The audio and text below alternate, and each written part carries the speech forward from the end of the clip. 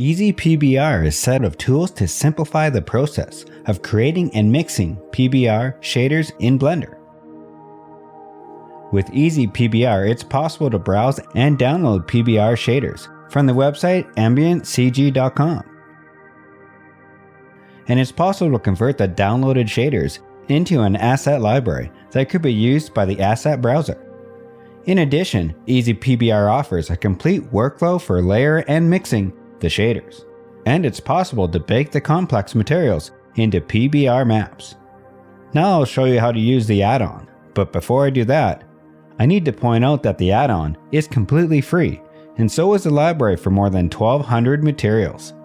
The best way to support AmbientCG is through their Patreon, or you can make a donation, and if you want to support the development of the add-on, you can donate through Gumroad. And you can take a look at our store there. You might find something that interests you. All the links in the description of this video. And with that out of the way, let's get into the tutorial. In the download page, you'll find two files, the add-on and the library, and you need to download both of them. You'll need to extract the library somewhere in your computer.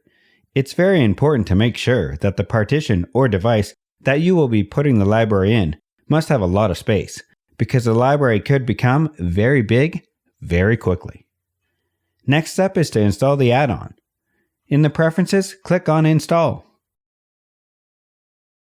Then select zip file of the add-on. Enable the add-on. Then in the Library tab, navigate to the library folder that you have just extracted. It's very important to disable the relative path, because the add-on uses the absolute path. Then click on Accept. If everything is okay, you'll get a thumbs up that the library is valid. And don't forget to save the preferences, so you don't need to set up the path every time you open Blender. You can use this operator to update the library. That's it for the installation. In the Share editor, you will find the new tab ePBR. In the first panel, you will find the assets. And you can explore the different categories, or you can just use the search field.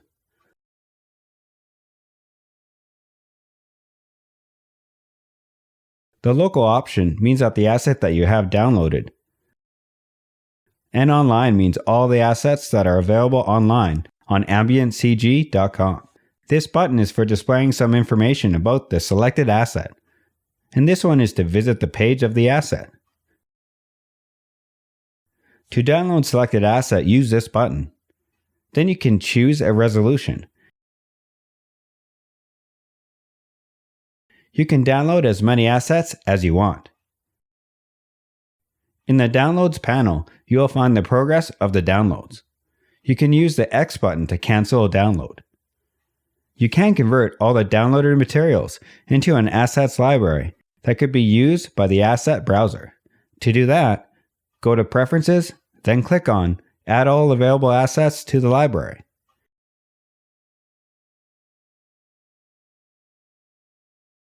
In the asset browser, you will find a new library named Easy PBR, containing all your downloaded materials with nice thumbnails and tags.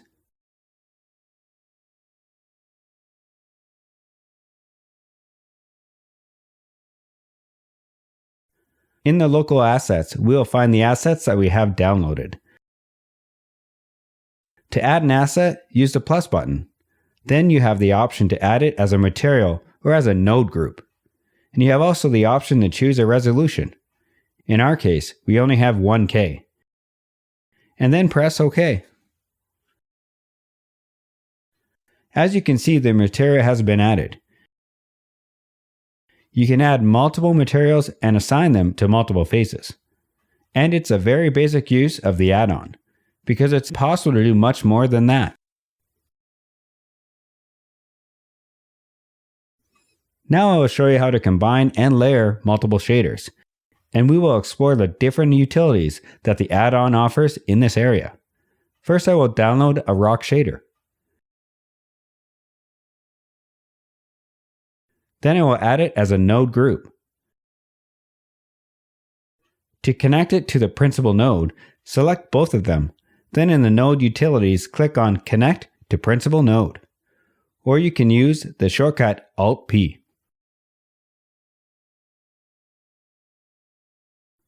Then it will download a grass shader. To add it to the top of the rock shader, after the download is complete, I will add the shader as a node group. To mix the two shaders, first you'll need to select both of them. Then use the operator Mix to ePBR nodes, or you can use the shortcut Alt-M. As you can see, a new node is added to the mixes, the two shaders. To connect the node to the principal, I will select both of them, then hit Alt-P. Now I can use the factor in the mix node to control how much I want from each shader, but I want the rock to be the first slot. To invert the links of the mix node, you can use the operator Inverted Mix Node Links, or you can use the shortcut Alt-I.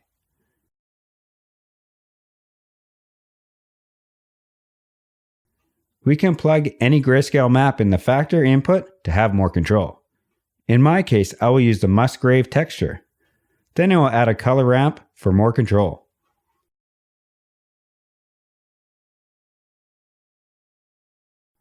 Now I will add a ground shader to the mix.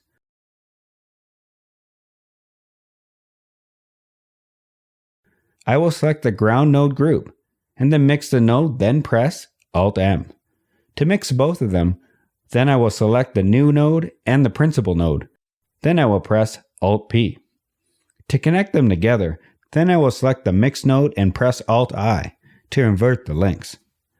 As you can see, the workflow with the shortcuts is very fast and efficient. That's why we highly recommend that you use the shortcuts instead of the buttons. Now I will use an image texture as the factor. I will make it 2K and 32-bit to minimize the banding. Then I will paint the image. As you can see, the areas that are painted white will represent the ground shader.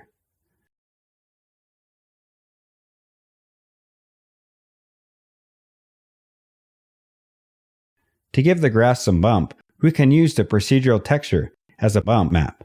To do so, use this button, or you can use the shortcut Alt-B. Then select the output that you want to use, then press OK. This operator adds node and connects everything correctly. You can use a distance property to control the bump, and we recommend that you leave the strength property as it is. It is also possible to use any map as a displacement map. First I will switch to cycles, and then I will set up this material for micro displacement. In the render view, you can see the displacement taking effect. I will set the scale to 0.1. To use the image as a displacement map, you can use the operator Use a Displacement Map, or you can use the shortcut Alt-V, and the add-on will add a mix node. You can use the factor to control the displacement. To delete the bump or displacement nodes, we recommend that you use the shortcut Ctrl-X to delete the node and keep the connection. I will explain the mixed PBR node a little more. Because it's very simple for this workflow, I will start by disconnecting the grass shader and change the second color to green, so it will be more obvious. You can control how much you want to add from every map. For example, with the color factor, I can control how much of the second color I want to add, and it works the same with all maps. I will add the HDRI for a better lighting.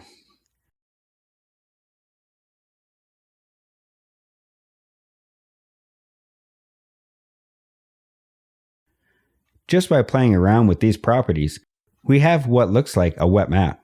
You can use the same techniques to create surface imperfections or grunge maps.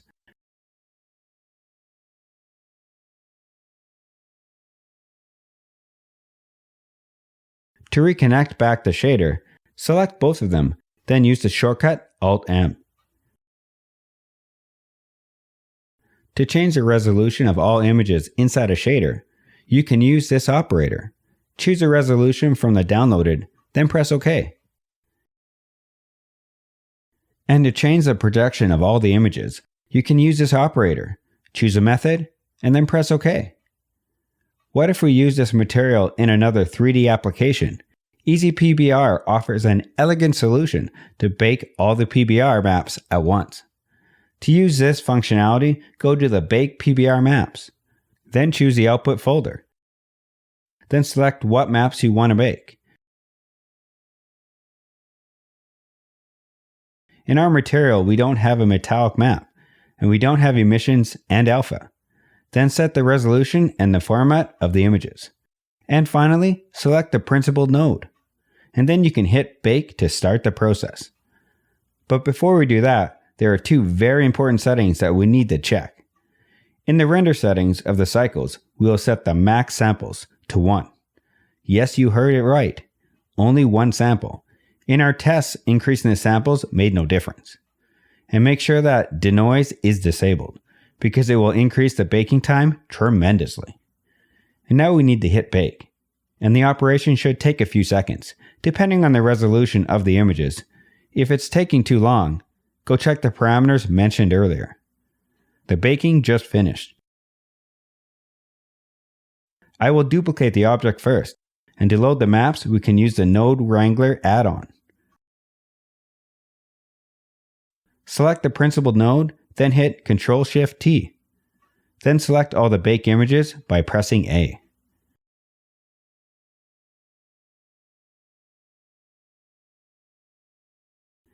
As you can see, the materials are almost identical, except for one of them is using only 4 maps, and the other one is using the complicated network. That's basically most of the things that you need to know about the add-on, and there are some extra options that you can change in the preferences, like the shortcuts and the colors of the nodes. Thanks for watching, and if you want to support us, the links are in the description.